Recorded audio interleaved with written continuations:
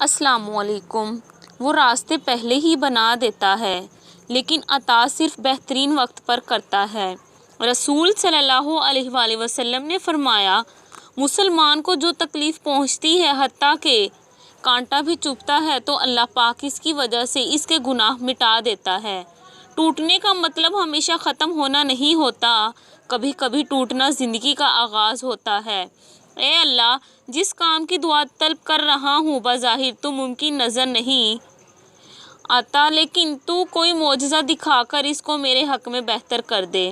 ناممکن کو ممکن بنا سکتی ہے تمہارا نصیب، تمہاری مرضی سے بدل سکتی ہے دعا، ٹوٹے ہوئے دلوں کو جوڑ سکتی ہے، بے چین روح کو سکون پہنچا سکتی ہے دعا۔ پیار سب سے کرو لیکن بھروسہ صرف اللہ پہ کرو، وہ تمہاری روتی ہوئی آنکھ کو یوں ٹھنڈا کر دے گا جیسے اس نے یعقوب کی آنکھوں کو ٹھنڈا کر دیا تھا۔ وہ تم تک ہر کھوئی ہوئی چیز بھی یوں واپس لے آئے گا جیسے وہ اندھے کنویں سے یوسف کو نکال کر یعقوب تک لے آیا تھا۔